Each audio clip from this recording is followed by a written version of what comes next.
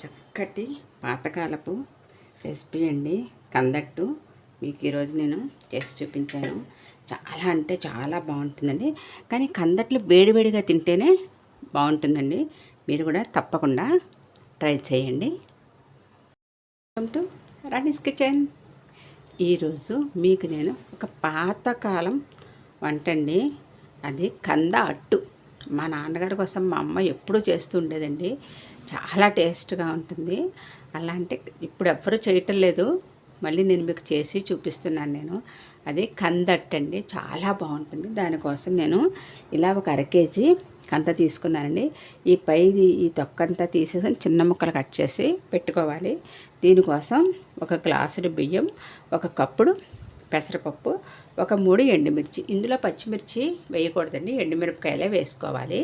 ఇప్పుడు ఈ బియ్యము, ఈ పెసరపప్పు రెండు కడిగేసుకుని శుభ్రంగా ఒక 4 గంటలు నానబెట్టేసుకోవాలి.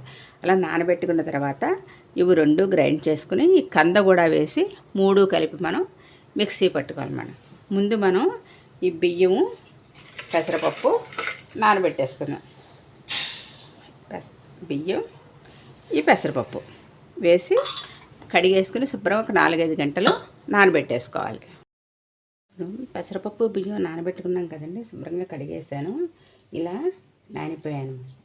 కందని ఇలా చిన్న ముక్కల్లా కట్ చేసి పెట్టుకున్నాను. ఫస్ట్ ఈ కందని మనం మిక్సీలో వేసి ముందర మెత్తగా మనం మిక్సీ పట్టుకోవాలి. ఇప్పుడు ముందర కందని మిక్సీ పట్టేసుకుని ఇది మెత్తగా రుబ్బుకున్న తర్వాత అప్పుడు మనం ఎండుమిర్చి, ఈ పెసరపప్పు బియ్యం నానబెట్టుకున్న వేసి కూడా మెత్తగా మనం రుబ్బుకోవాలి. ముందర కందని మిక్సీ పట్టేసుకుందాం. ఇప్పుడు ఈ కంద ఇలా నలిగిపోయింది కదండి.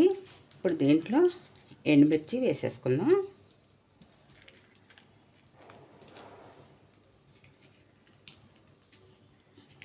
అంటే సరిపడగా కారం చూసి వేసుకోవచ్చు. మరి ఎక్కువ కారం కాదు, మరి తక్కువ, సమానంగా వేసుకోవాలండి. ఇప్పుడు ఎండుమిర్చి వేసేసుకున్నాం కదా. ఈ పెసరపప్పు బియ్యం కూడా నీళ్ళు ఇలా ఓడ్చేసుకుని దీంట్లో కొంచెం కొంచెంగా వేసుకుని మనం దోసపిండి మాదిరిగా మిక్సీ పట్టుకోవాలండి. మరీ పలచగా కాదు, అలానే మళ్ళీ గట్టిగా కాదు, ఆ విధంగా మనం దీన్ని మిక్సీ పట్టుకోవాలి. ఇలా మనం మెత్తగా మిక్సీ పట్టేసుకోవాలండి దీన్ని.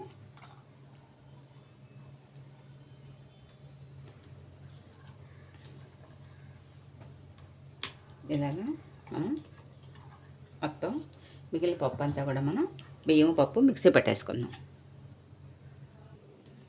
ఇప్పుడు పిండి ఇలా వేసుకున్నాం కదా, చూసారా ఇలా ఉండాలి. మరి పచ్చగా ఉంటే కనుక ఈ కందట్టు రావండి.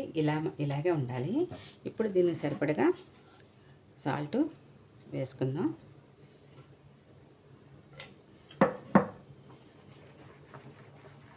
ఇలా కలిపేసుకుని ఒక 5 నిమిషాలు ఇలా మనం మూత పెట్టేసి పక్కన పెట్టేద్దామండి. తర్వాత మనం అట్లు పోసుకోవచ్చు. వెలిగించుకుని ప్యాన్ పెట్టుకుందామండి. దోశ ప్యాన్ పెట్టుకుని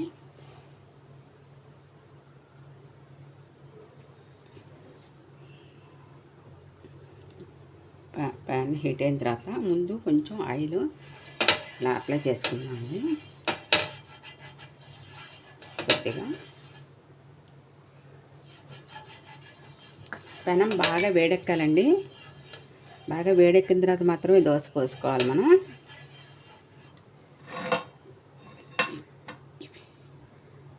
ఇప్పుడు పెనం బాగా వేడెక్కిందండి. మరి దోశలో పల్చగా పోసుకోకూడదండి, కొంచెం తిక్కుగానే పోసుకోవాలి.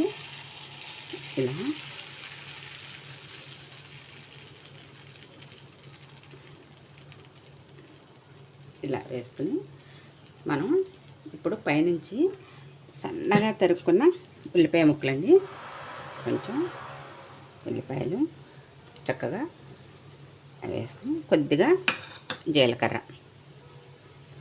ఇప్పుడు స్టవ్ కొంచెం సిమ్లో పెట్టుకోవాలండి, హైలో పెట్టేసుకోవాలి. ఉడకాలి కదా, మనకి కంద కాబట్టి కొంచెం ఉడకడానికి టైం పడుతుంది. అందు గురించి మనం కొంచెం సిమ్లో పెట్టుకుని వీటిని ఈ దోశల్ని కాల్చుకోవాలి. ఇలా నూనె వేసుకుని ఒక్కసారి ఈ ఆనియన్స్ని ఇలా కలిపేసామంటే ఇప్పుడు చక్కగా ఎర్రగా కాలేట్లాగా మనం ఈ దోశని కాల్చుకుందామండి.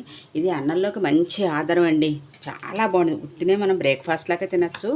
మనం అన్నంలో కూడా వేడివేడి అన్నంలో కొంచెం నెయ్యి కానీ నూనె కానీ వేసుకుని ఈ అట్టు చిన్న చిన్న ముక్కలు నంచుకుని తింటే ఎంత బాగుంటుందో, చాలా బాగుంటుంది.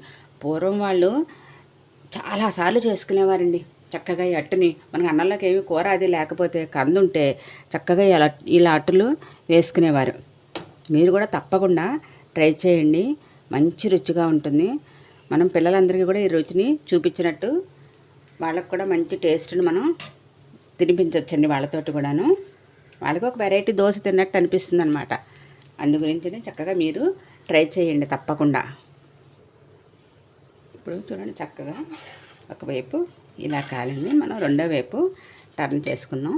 పైన కొంచెం ఆయిల్ వేసుకొని మనం దీన్ని రెండో వైపుకి తిప్పుకొని చక్కగా ఇటువైపు కూడా చక్కగా ఎర్రగా కాలేట్లా చూసారా ఎంత బాగుందో ఈ కందట్టు. రెండో వైపు కూడా మనం చక్కగా ఎర్రగా కాలనిద్దాం.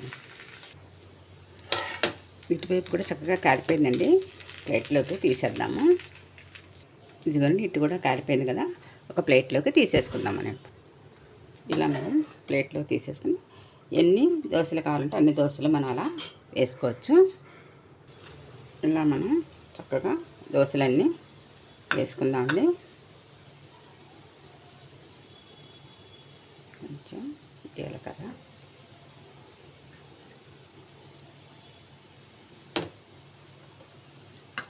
కొద్దిగా ఆయిల్ వేసుకుని సిమ్లో పెట్టేసుకుని చక్కగా దోరగా దోశ అంతా కాల్చుకుందాం.